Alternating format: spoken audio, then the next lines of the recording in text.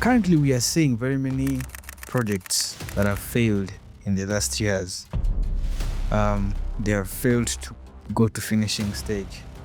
But this year, as someone who wants to start to build my house to completion, how am I going to avoid that? Building a house and reach at a certain point, then you get stuck. The first thing you can use is money. That is the first aim.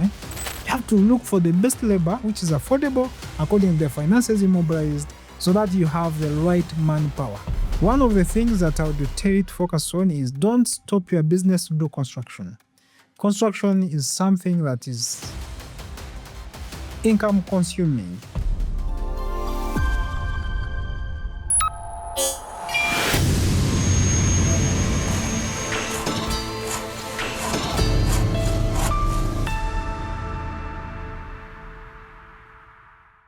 This year, I have to start building. This year, 2026, I have to start building my house. This is something that all of you have been saying. This is something that you said on the date of 31st of December. This year, I have to start building my house. Today, we want to know and understand what are the steps. What should you know before you start building that dream house of yours? Most of you would want to start constructing, would want to start building that dream house you have, that dream project that you've ever had in life this year. And you're wondering, how am I going to start it? How am I going to start the project that I really love and something that I would want for my children to have in the future? Hello, everyone. I would like to welcome you back to the Engineers Corner podcast. This is a podcast where we talk about everything and anything about construction, anything in real estate. So we are back again, and I'm very, very happy to see you again. Today we are back again on the show, and as of you know, we talk about construction, we talk of finance, we talk about everything around construction, in construction, out of construction. This is a show for you. Today we are back with our engineer, a person who has been experienced, who is experienced in this field of construction. He has been in construction for over 10 years now. He has managed to build a company from zero to where it is now. Most of you know it, Akbil Construction Consultants. And today we are back with him. He's going to take us through the process of starting to build. I would like him to introduce himself better on today's podcast. Engineer, you're welcome. Thank you so much. Thank you for hosting me on the Engineers Podcast. For all our viewers, we are so glad that you are with us. And we are so happy for this new year, 2026. And this is our first podcast.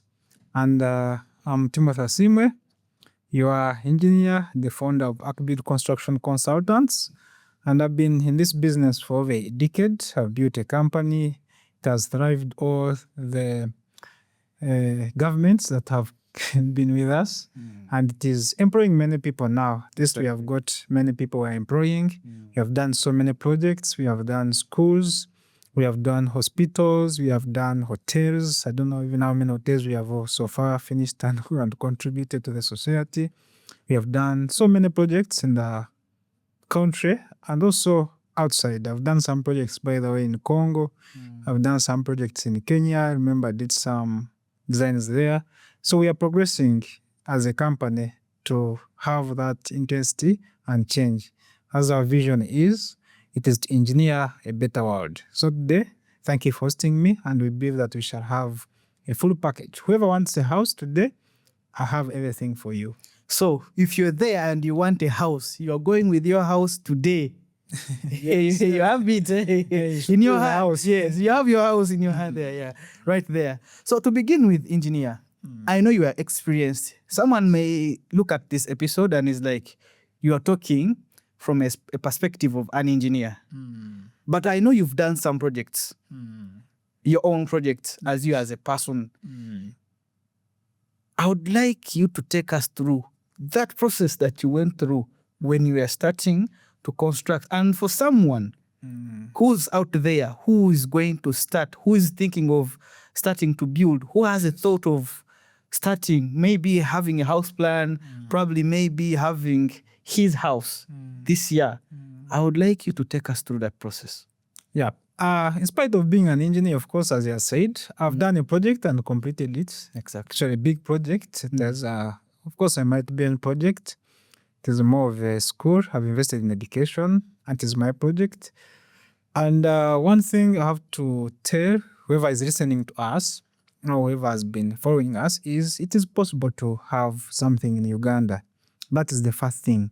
Let's have a belief that is positive for our country, that you can do something good in this country.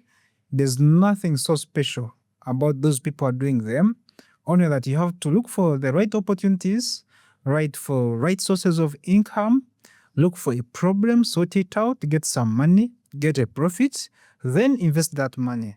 So as he has said, one of the things that disturbs many people, before you do construction, the main thing is to acquire land. It is why we say that when you get some money, try to invest in land. It is an asset, it appreciates, and it is somewhere you can put your money and you keep seeing it. So for the baby steps for everyone who has got that dream this year, when I got some money, I first bought land. And if you're buying land and you're a starter, don't look for prime areas. So when you are renting, sometimes you are renting in high value areas. You are renting in Chanja, you are renting in Chirinya, maybe you are renting in Kansanga. These are town areas. The fact that you can afford rent on those areas does not mean that you can buy land in those areas.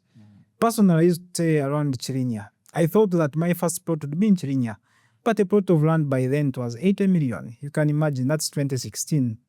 But now the plot of land in Chirinya is 150 million. But the rent I could afford to pay a double room for maybe 500 by then where I was working.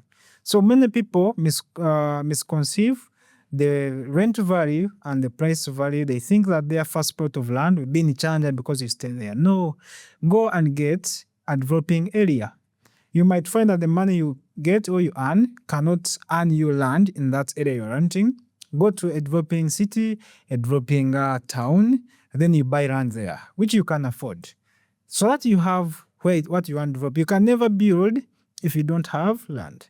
So the first step I would tell people this year, if you want to do some construction, at least have some piece of land somewhere. In any developing area, it could be in any town, anywhere, so that you have the first requirement for building. So me, when I was starting my construction, the first thing, I got a developing area, which was around Gayaza, and that's where I was able to buy land. So I acquired land. After acquiring land, I prepared everything that we are going to discuss. But the first step would be acquire land, and not necessarily where you're renting, get a developing area where you can afford, invest the money that you have got, you have saved, so that you acquire that land. So that is something that I would advise someone who is going to start. Does the type of land matter in terms of titled or not titled? Does it matter in this scenario? The type of land matters so much. We have got different land tenures in the country, which you have to understand and also go into detail. We have got, of course, titled land, that is more of Milo land, which is one of the common ones. Then we have got the Kabaka's land. Then we have got the communal land, which you cannot easily buy. We have seen those issues with the northern Uganda, where people were taking over communal land, and the president was instructing them that you cannot buy communal land. It is for the chiefs, for the society. So you have to know the type of land you are buying and what you are going to invest there. You can imagine maybe you want to invest maybe in a school. You do have to know what type of land are you going to buy and what type of tenure are you following up. But I would advise someone, initially it starts with your vision. Some people just want where to stay, and you find that a person is able to buy maybe Kabaka's land. It is sometimes affordable, but get all the proper documentations for that land. With the new system of Kabaka's land, they can give you an agreement, they can give you the designated title from the Uganda landlord, have all those proper documents so that you have something that shows that you are the proof of the owner. If you are buying the land which is titled, make sure you check the owner. You do the search on lands department. These days, even it is online, it is easier a bit. Get a surveyor, you open the boundaries, get to know everything about that land, make sure you know the clear ownership so that you get proper land and you are sure of ownership. Because here what you want is the ownership. You make sure that you don't buy land which has two land titles, you don't buy land which has got conflicts. So you get the best for your purpose, based on different locations. There are areas which do not have titles, by the way. You find that you are in a locality that has no titles, and people are making developments there. So you have to understand the system of the land tenure you are in. Like in our villages, some villages don't have land title, but what if you want to buy there? They use Ndagano, you use Migorora to demarcate your land. That's the system that is there. So every society has got different land tenure systems. Understand more and look for that is convenient for the purpose you are intending to develop this year. That's how I would advise you personally, because we are in different localities and the system varies based on your location.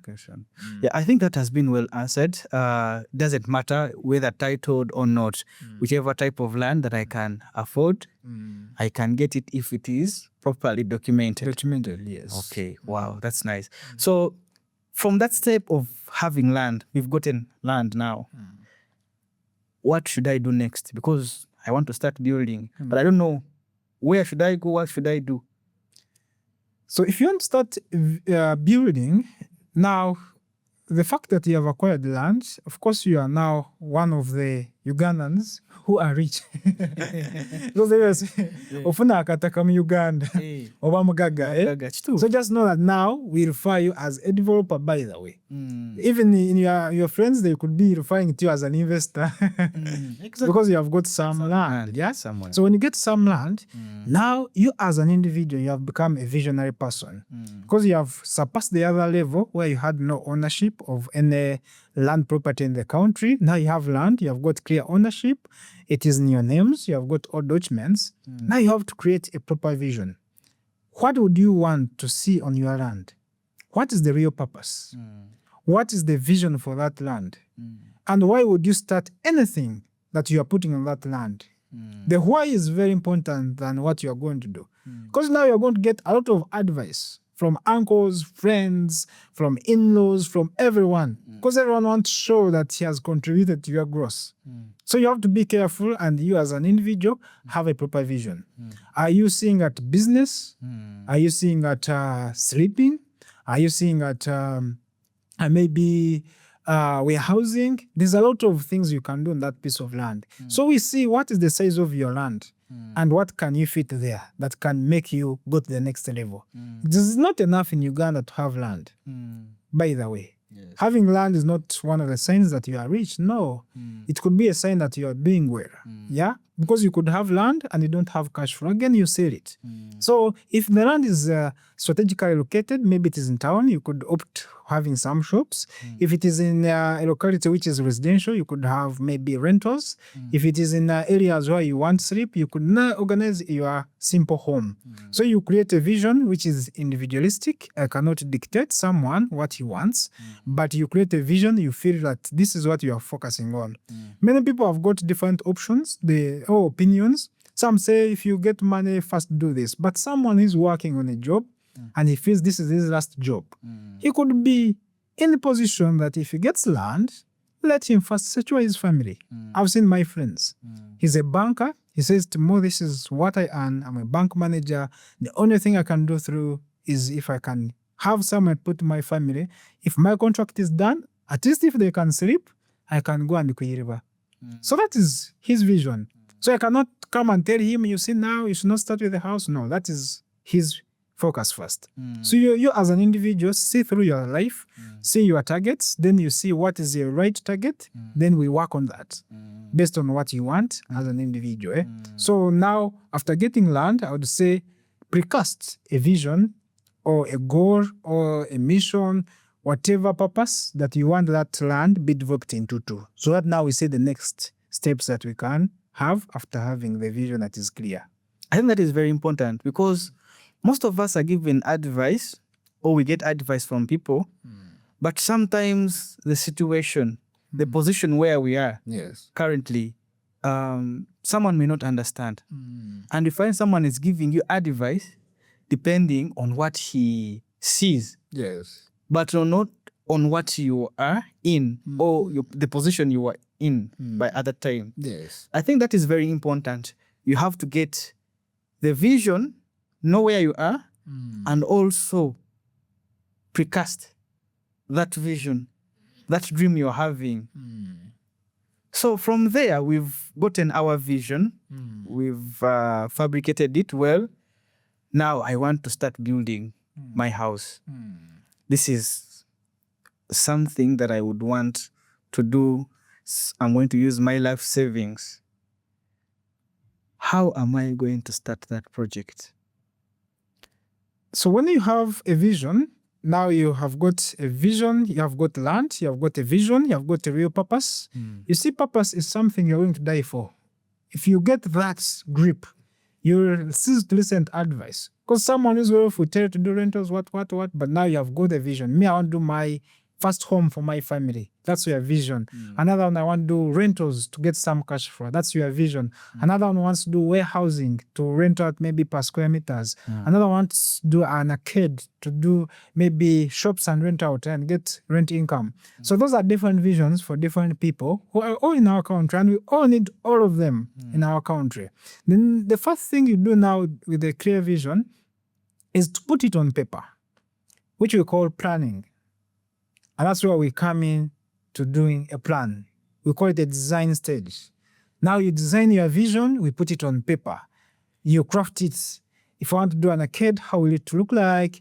How will it, what are the requirements from the government? Because nowadays the government is a bit strict. It wants you to have approved plans. What's the size of land? Is the size of land even I acquired accepted in the government? You know that not all pieces of land can be approved in the government. We all know that. At least the government starts with at least 10 decimals and above.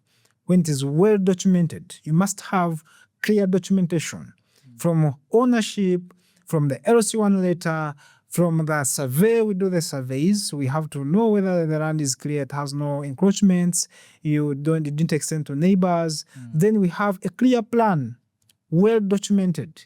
If it is a 3-bedroom house, what's its composition? It should be put on paper.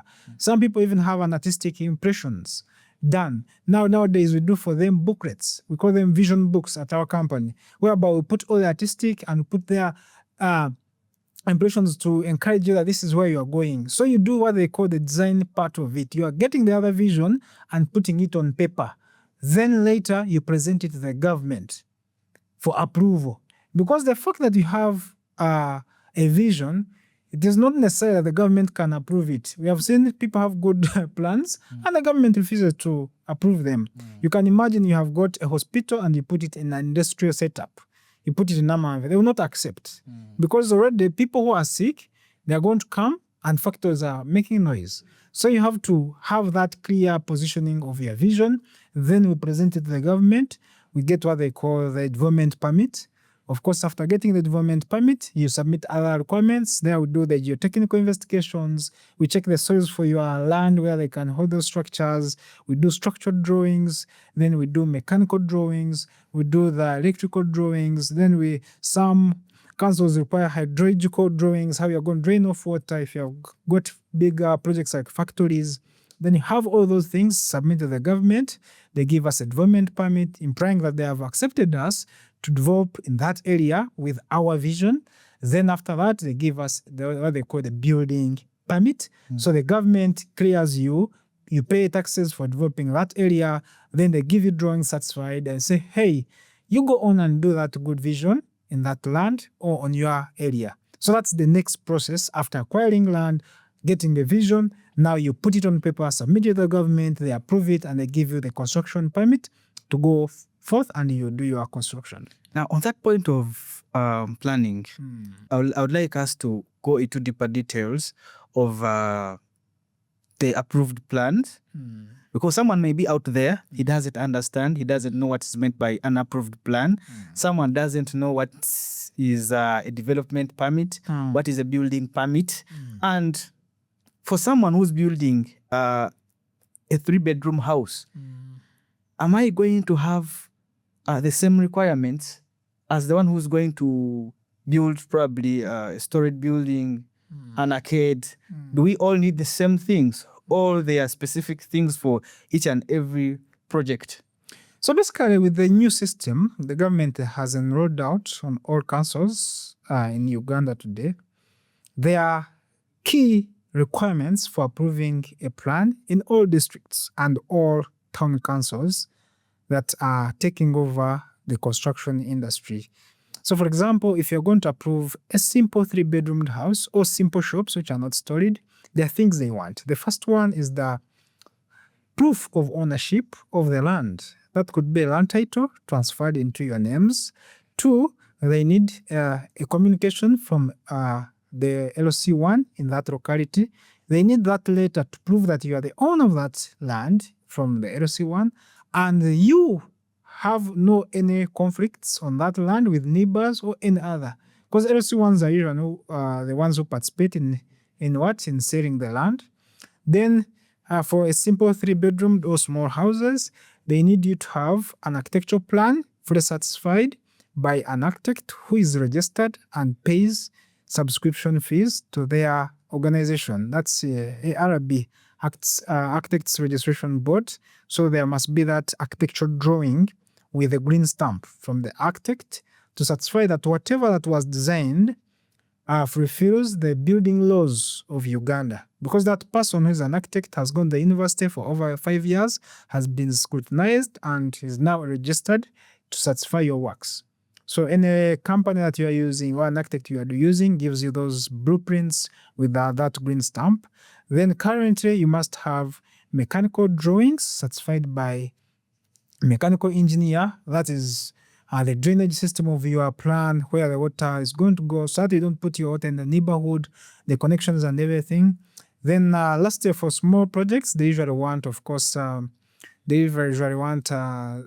electrical drawings, which are fully certified by electrical engineer, meaning that he has gone to the university, goes through the system of 4 years, then is registered under registration board for engineers, ERB, Engineers Registration Board, then is fully satisfying that the electricity the government is going to connect is going to be connected on the house that has got the right drawings and right connections, so that we don't have short circuits and people maybe get accidents. Then finally, the thing they also ask, of course, is the survey. You have to open boundaries for your plan, because they want to know the real extent where your plan stops. We don't want to approve plans as a council and you find they approved the neighbor's land. So they do that. Nowadays, it's a must. You must have a surveyor, also certified by a registered surveyor. So those are the things that are required for a smaller 3-bedroom house currently in approval process. But for the bigger ones, what adds there on this list which I've given you, of course, the architectural plan, the survey, the mechanical and electrical. Now we add in the structural plan, which is more of a registered structural engineer who's going to certify it and give it to you. Then we have of course, the geotech, checking the soil stability. We do the soil tests for those structures. That's the geotechnical investigation. Then again, we have got the survey and the other, as we have said. So those are the requirements for you to approve your drawings in the government currently, if you're going to have a house approved this year. Can I approve my plan if I don't have a land title? You can approve your plan if you don't have a land title, but you have got the documents that satisfy that you are the owner of the land. And more so, if you don't have the other land title, which is common, you must have documents from from Buganda Land Board, because they also give writings. Because what they want as the council is to have proof of ownership, so that they don't approve double ownership. So if I have my sales agreement, it's enough? Sales agreement might not be enough, because the sales agreement shows the transfer from the other person to that. But based on the tenure of land, we would want to get the real source of that agreement. That's what the council, and these days they're a bit tricky and they ask for that. Are you part of Uganda? Are you in a communal land? Are you on Miro land? Are you on freehold land? Also, we have got freehold titles. So we want to know the real source of the land so that they approve you. So they always ask you that on all councils. That's why some people, they do plans and they find they can't be, they don't qualify to be approved by the government. Because you must have the real source of ownership. Are you on a chivanja? Because you could have a sales agreement, you're on a mother title of someone. So they can't approve that plan until you have got the consent of the other person with the land title, maybe giving a transfer form or maybe giving that portion, which is common with most landowners. That's why we want you, if you're buying land, make sure you get a proper ownership or you get proper documents for that piece of land. Oh, exactly. So I have all the documents. Is there any way that I can be stopped from building? If I have all those documents, are there other bodies that can maybe stop me from building? Very possible. Currently, Uganda has got bodies that supervise construction in the country. That is the National Review Board for Building Review Board that comes and sees projects that are being executed, whether they are following laws. So what happens currently is, after you've got all approved plans, there's what we call a job card, or that is a supervisioner form. You must employ consultants who are going to supervise what has been approved by the government. Those consultants have to go through everything that is going on. You have to involve the council itself. It has what we call the building inspector who will come and sign in the instructions book on site. Then you have got a consultant who come and represent you and supervise your project. Then the National Building Review Board will always send its agents or engineers to go through the city and see whether what you are doing is following the laws and laws which was approved. So sometimes people approve a plan A on execution, he changes and does plan B. You are going to be stopped by those bodies because now you are not executing what was approved. So those are some of the conditions that happen to stop you from construction. Or sometimes people approve plans and they get expired. A plan, according to the law, it is given around 2 years for it to be executed. If it passes by that, it needs to be taken back to get the development permit once again. Because you might find where you're planning to put now a house, they have changed, they are putting a road. So the government usually restricts the time for plans. Some people have got expired plans, they're settled on them. So if you come and start executing, they will say this plan is expired. You resubmit it so that you get a new development permit as per current building laws. There are some of stages where you have all the documents and maybe they stop you from construction. Currently, we are seeing very many projects that have failed in the last years. They have failed to go to finishing stage. But this year, as someone who wants to start to build my house to completion, how am I going to avoid that? Building a house, then you reach at a certain point, then you get stuck. Yeah, there's so many people who start projects, but they have not maybe got the real formula of how to start a project and finish it. Exactly. Most of them actually start it due to excitement. Someone has got 10 million. If you go to the land, it's like, now I want to do my house, I want to finish it, and he has not got into the detail. So what you do if you want to have a project that is finished, that is, I've done a project and I finished it, which is mine. The first thing is after acquiring the plans, you have all the documents, you must have the bills of quantities. Get authentic bills of quantities. There are contractors out there who do bills of quantities because they want a job. So they lower the prices of materials and they usually focus on labor only. Kano milioni abiri kaba kaweda. Ako Kano kamwenda. No wabulija akasobola. So those people are just using bytes to call you. So you must have really an authentic bill of quantities that is going to guide you to build your house. And after that, I can give you a simple formula, the 5 M's that you can use. For example, after I have my bills of quantities, the first thing you can use is money. That is the first M. Mobilize the money that is required. See the way you are going to get the money. Assuming they tell the house, average the house, which is complete, a 3-bedroom house, starts from 150 million and above.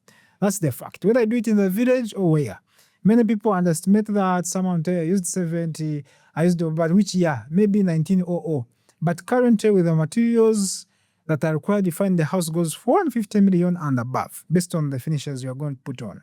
So if the house is costing that, of course you know that that's the money you're going to put in the house, and now you need that money. Look for the way you're going to fund your project. Phase it out. Say that this year possible I'm doing a foundation and be okay with it. Give it 5 years, give it 10 years. Make sure that you do it slowly.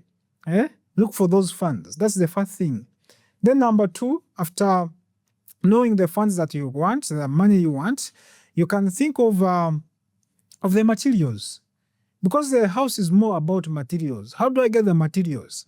Because the money is going to help you to get materials. So which materials do I need? If I need bricks, can I make them at my place? Some of you are near swamps. You can go and make bricks for yourself. Some of you can use local soil and make bricks. You see how you save? Because now you know the materials. Some of you have got friends who have got hardwares. You could say, let me go and open up an account, and you start maybe depositing some money there. Those are the materials that are required for your construction project. See how you save on materials, because the money you got is going to help you get the materials. Then after that, then you have got the third M, which is the manpower, the labor. How do you make the materials into that shape of the house? You have to look for the best labor, which is affordable according to the finances immobilized, so that you have the right manpower. What is the labor cost of your house? How do you save on labor? Which person is going to extrude your house? You need to get that person. He should be your friend. He should be able to understand you, that you're a salary earner. He should be able to understand you're a business owner, so that he does not take all your money and the business collapses. So that is the manpower, the third M. Then the fourth M, of course, they are the machinery. What machinery are you going to use? You can imagine you're doing a storage house, and possibly you are going to hire a mixer. A mixer is around 80,000 per day. So how do you get such? How can you weigh if the project is going longer? Instead of maybe hiring, you buy that machinery. If you are an investor, maybe possibly you are a builder. Instead of hiring that machinery every time you want it, maybe you buy it at once and you have it. You need a crane to take up concrete. You need vibrators. You need excavators if you are going to level the land. That's machinery. It's a lot of cost. So you see, how do you handle machinery? Do you have a company that can give you offers? So that you look for the way you squeeze to have a project. Then the last M, which is so key for your project to progress, that is management. How do you get all these first 4 M's, the money, the material, the manpower, the machinery, to all focus on that vision so that it is executed within the specific time you have put up. So that is how I can squeeze and have my house done or my project done, so that I see all corners and make sure it is properly managed and it is really ending at the set time that I've accepted to fund that project. For you, whoever wants to start a construction project, please don't forget www.acbuildug.com. If you're looking for a house plan, you want construction material, that is a place to go to. Don't forget. Now, from that stage, we would want to know, this year we said we want to start building. Yes. Remember, we said we prayed on 31st. God, this year I have to build my dream house. So how am I going to balance my lifestyle with my project, my construction project? Should I first do away with the business, then I focus on construction? How am I going to balance my business life with the construction? How am I going to balance the family life with construction? If you are starting construction, I can tell you that you are entering something which is more of like a war. So you have to look for the way you balance your life with it. One of the things that I would tell you to focus on is don't stop your business to do construction. Construction is something that is income consuming. I've been on a project where a client gave me 200 million and we spent it in 2 weeks. And it was done. Totally 200 million Uganda shillings. Wow. In 2 weeks it was done. And it was just in the foundation. And I said to the client, the money is over. What do we do? Do we stop? He said, you had me other 200 million, I push your house to artist roofing. And the client gave me 200 million. After 2 weeks, the money was done. Why? Construction takes a lot of materials, it takes a lot of money. Then you can imagine you have extracted that 200 million from your business, it was your capital. The business will be free gone. So if you are having any business, ensure that you get profit is the one that you invest in your construction. You rather take more time doing construction, but you don't push yourself to getting all the money from the business to construction. Because you're going to have all the foundation taking 200 million because this was a study structure, and you find you are losing the entire business that was bringing in the money. So make sure that the business operations continue as you're also doing construction. That is why if you're a businessman, at least you can do it in phases. You say that the profit I've got now can push me through maybe the foundation, then you give some relief to business, then you collect another profit, then you push maybe to slab, then you give some relief to the business, then you push it to roofing, then you go slowly. The business keeps on funding the project because you need cash flow for the construction to go on, and still you need the business for you to live.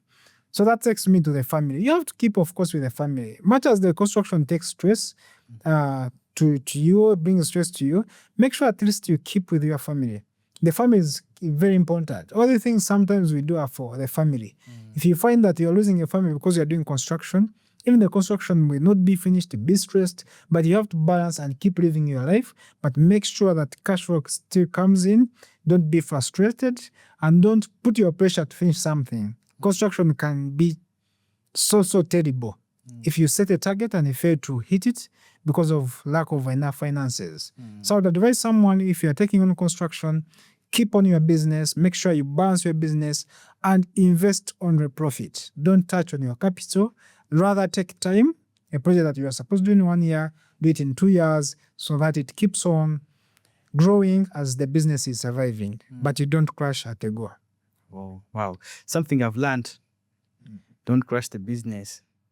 Ka business kareke muna ayinza okumenya ka banka. Ayinza omenya banka was that the project you're going to finish it in 1 year. Yeah. Now there's something that this is common to women, by the way. During this process of construction, and they want to start their own projects and what. So women are always left out. And sometimes when a woman starts building, normally they face challenges. Because I had someone who was telling me, amuna inakwata akasente konna kenaina nenkawa omuzimbi n'abula. Kubira omuzimbi angamba ajjali ajjancha wayitawo wiiki emu ne wangamba simanya bamusiba. You know, there were stories of what. Then finally angamba omusajja yanziba. Kasente kange nali saving emyaka konna nakatwala. So we want to know, how can someone manage their project without facing challenges of maybe theft, probably on site, someone taking the whole project money, someone taking materials off of the site. So how can someone manage that? So if you are starting construction, most of you, especially if you're a beginner, you're going to something new. Most of them bring excitement to the business. Urban excitement. Construction excitement. Construction excitement, yes. Finye sente, what? You have come from Dubai, you have come from there. And some they can come with 10 million, 15 million, and he thinks it's a lot of money. And he comes now, where's that engineer and what? I know with this social media, I've got a lot of contractors. Everyone has become a contractor. Everyone has become an engineer. Everyone has become everything he wants because we don't have anyone who will regulate us online. So everyone is marketing what he's doing. So you see someone doing some project, maybe you don't know his position, he's posting it, and you feel this is the right person. Kumbe is mfere. We have seen so many people who are money hungry. So if you are a developer or you want to do something, I would advise you look for genuine people who are established. What has this person done? Before you give someone 10 million, is he worth it? Can he defend it? Before you give someone 20 million, do you see this real person not running away to go and buy his first car when you give him a deposit? I've seen clients who have put over 500 million on my account. Because I'm worth it. My investments are more than $500 million. So don't give someone, ask him, what do you have? Before you give him the money. If you have seen someone online, where is his office? Reach at the office. Make a contract. If he's telling you he's a consulting firm, a construction company, where are the documents that prove this person is a construction company? Is that company legit? Is it registered? Does it have a bank account? Ask them a simple thing. Do you have a bank account for your company? Not an individual bank account. Just take account yomuntu akube. Aziriye. Does he pay taxes? There are a few things you can check on a serious company. Does he pay taxes? Some of the clients we have had, you have seen them on our company, they ask you, do you have, if you are renting, a 5-year tenant agreement that you are still here in the business? Do you pay taxes? You deposit money on someone's account and you are able to take the money. The guy is a defaulter.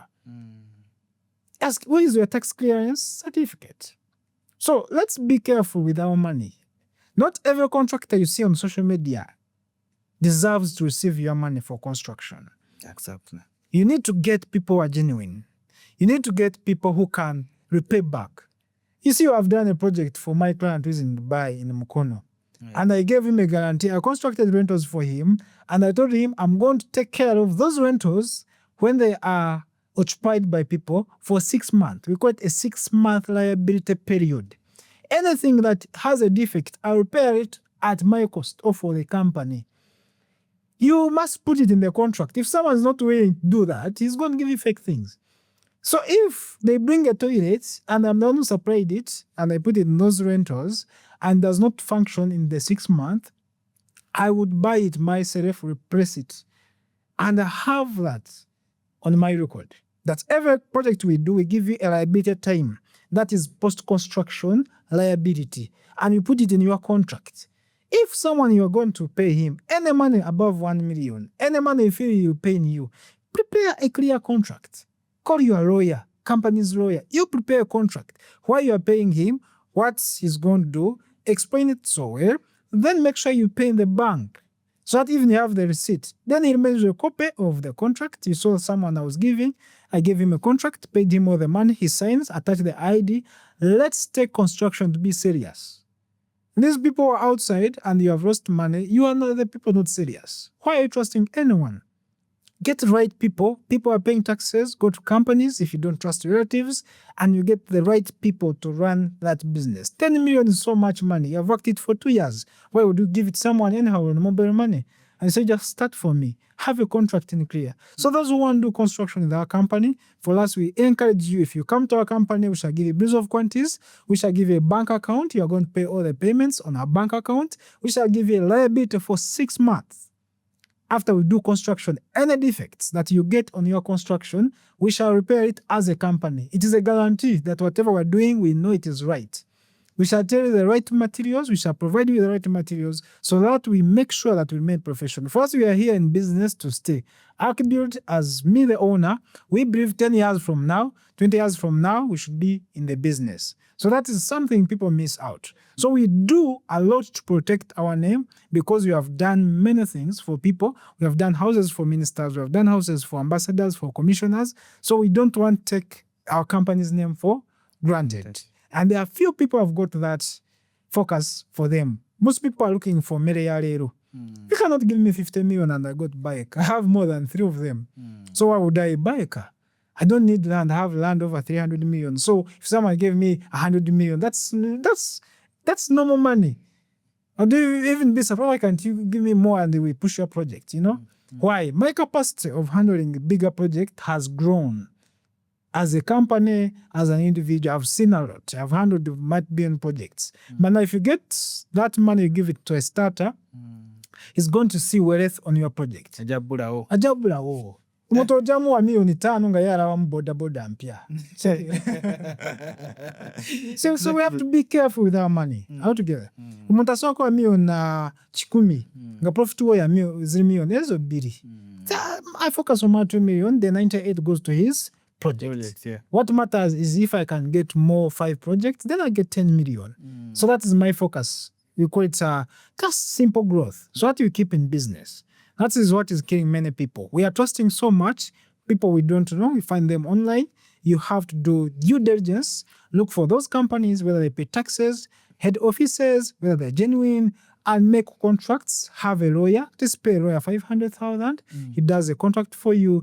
If that person does not deliver what you agreed, you sue him, he pays you twice so that your money is protected. That is what I'm advising for all people in this new year that is coming, so that we do things which are proper as a country.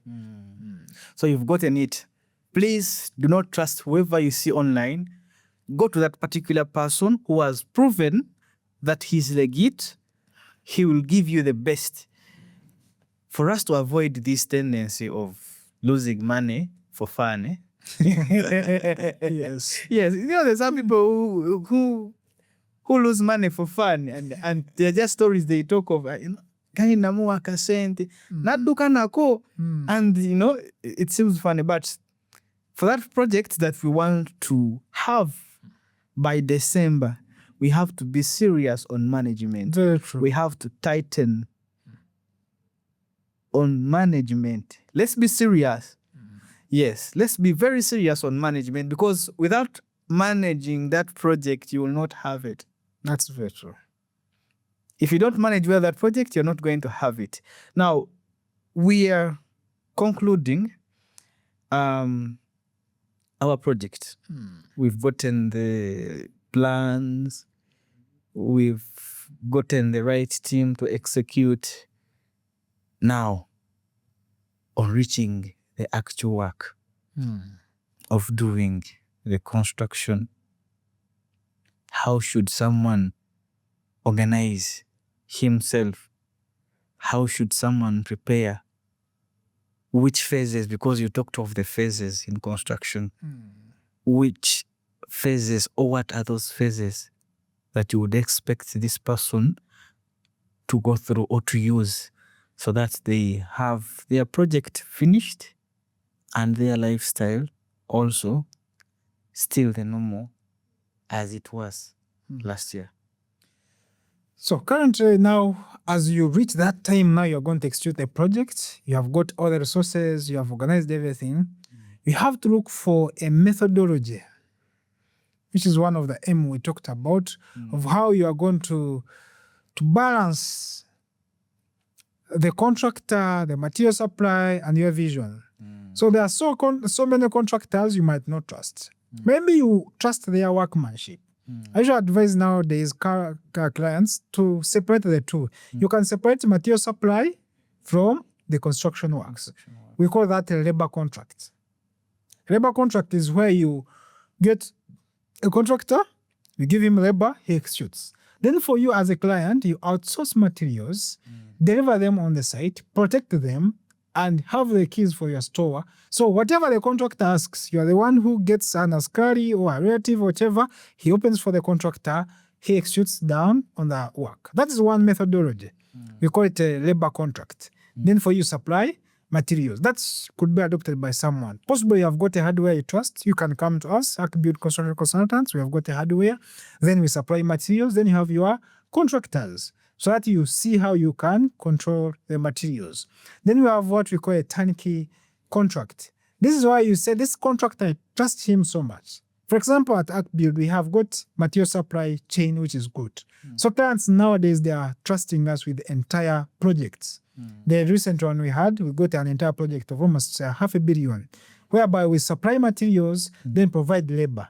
In the contract, the labor is clearly indicated. Also, the materials are clearly indicated, but the client gives us authority to source those materials at those prices. Because we usually give affordable prices, Why? We outsource from manufacturers. So as a company, we outsource for you materials from factories, deliver them on site. You put someone to verify the materials, then we execute that labor, that type of contract, which you call the turnkey contract. So as a client, you have to look for the methodology that fits you. Then you see how you manage your project. Nowadays, you can have what you call get a supervision team, a management team. You can have a consultancy firm. You say, no, me, I've got my contract I love, but ArcBuild as consultants, we are going to equip you. We are going to finance you. We are going to hire you. We are going to trust you to go and overlook the contractor that we put on ground. We have a project we are doing. It is a hostel it is around Global Hotel in Makerere, whereby we are doing the consultancy firm. So the owner trusted us to go and overlook the contractor. Everything he does, we go week in and week out, extract from his samples, do tests, make sure he does right ratios, make sure he's doing the right thing, he's following the plan, and everything's done. So that's the consultancy part of it. You look for your own contractor, then you get a consultancy firm, it does the supervision for you. Because most clients they don't know these things. They don't know these things. Whereas someone comes in, convinces you, you just give money, but you don't know whether he's doing the right thing. He just tells you everything is right, until you find it is wrong. So we get a consultancy firm, and it helps you doing that. So those are some of the models you could do. So you look for the methodologies that suit your work scope. You balance your work. Some people work in the bank. Some people have businesses which are international. Some people move a lot. You might not be on the ground every day. Trust a consultancy firm to do the supervision for you, to help you control the quality, so that you have your project really delivered. This year, really, there should be no joke. You should be a salesperson if you want your project to be delivered. Put something different from the projects you have done before, so that we see you have at least your structure fully done and professionally finished. So what are those phases? Because you talk of phases, and we would like to know, if I'm going to phase my project, what phases or how many phases should I have on my project? If you're going to phase your project, of course, we have got the first phase, which is the planning phase. You do the plans. I usually tell all my clients. On execution, when you've started the work. When you started the work, of course, after planning, you have those approved drawings. You could phase your project into like 4 phases, which we have already discussed. The first one is the plinth walling. Do the foundation up to the oversight. And first relax and breathe, evaluate. See whether it is a success, what mistakes did I do, where did I make losses, where can I improve, before you just hurry. That's the phase 1. You do the foundation, you complete it. Make sure you do up to oversight. Then the next phase, of course, is from plinth walling to, at least if it is a residential house, to that roof beam before you do the roofing. That could be phase 2. Other people, they run up to the slab level. It could be a phase 2. You phase it 2. From that plinth walling, from the beam, you do all those walling, then do that slab beam. That you again do evaluation, check your finances, check whether you still have the muscle to continue. If you don't have it, don't kill yourself. First relax, look for other mobilization so that you go on. Then the next phase is from there. If it is a residential house, a small house, you can do the roofing. Or if it is the other one, which you continue the other slabs. Then from there, you have the shape done. So stage 1, your target is to have the shape of the house done. After you have the shape of the house done, it is well roofed, all the subs have been put up to roofing, then you can plan on finishes. The next thing, of course, the openings. That could be full phase, because openings alone also take some money. You get a good welder, you see how you're going to use, whether you're going to buy materials, it does welding, then it does the closing and everything, they put frames and everything. After that, that phase is done. You first relax, evaluate. If you're doing construction, always relax, have a phase completed, and evaluate. And again, check your finances, then continue. From there, you do the plastering. From plastering, of course, you do all that plastering, then you stop there, evaluate. Then now you prepare for painting. After painting, you have also put the final touches, the tiles, the fittings and everything. Then after you have that final phase, which you put in glasses and you prepare your project, put the final coats and everything, you prepare your project for handover or for entrance. So those are the stages that you have to go through if you're going to have a complete project this year. I think at this stage we've had our house complete. Yes. And now we have our house. We have it. Now, after completing our project, should we have a party? A housewarming party? What should we do? What should we do now? Since the year has ended, it is December. Yeah, we enter the house, right? Hey, Yes. hey. So this year, I think we should be very serious on whatever we are doing, especially in construction. That's very true. We should be very, very, very serious on the people we are employing on our project. And also, clients, you want to build a house, please pay well the builders. That's very It true. is very important. You are going to come to us saying that, omuzimbi yanzibye, but in actual sense, you are not paying them well. Yes. Sometimes you find people employ builders, they're not paying them well and they're not feeding them. That is true. So where do you expect this person to get food? Yes. Please, clients, pay builders well, feed them well. That food, they need it, they are working. That little money, they need it. It is someone's lifeline. That money you are having, it is paying school fees for someone. Clients are okay with buying material than paying Labor. Exactly. And also, and there are others who don't want to pay site visit charges. How do you expect someone to reach you? Is he going to work? Yes, that's very true. Yes. So please pay these professionals very well if you want to have a genuine project. Because also the consultants, you need to really, really facilitate him well, so that he supervises your work well. Well, that's very true. Yes. For you don't want to maybe facilitate the consultant, and you're like, aja kuja omwezi ogujja. Now you miss that stage. And for you don't know that is a very important stage. Now when he comes, he's like, kati awo mwakoze bikyamu mwina okubiddamu. Yes. You see how you're missing. You see how you're messing the project. Now you have to break and redo it again. So I think we really need to facilitate these people well, so as also to get the best and also to get the value of that money we are paying. Yes. So with that, I think we've had a very, very good conversation. I think we've picked a lot. We've understood, we've learned the stages and steps of starting to construct up to completion. Bana enyumba yaffe tugina kati. Tugenda kuyingira. So if you follow that, hopefully by December, I'm very sure you're going to be having a finished project. Well finished. When we say finishing, someone ayinza okuba nga yagimaze munaye wekufika ku December nosanga nga roof yagudde empewo yagitutte. Yes. So with that, I think for today's episode, it has been a very long talk. I don't know if you have any other remarks that you would like to make.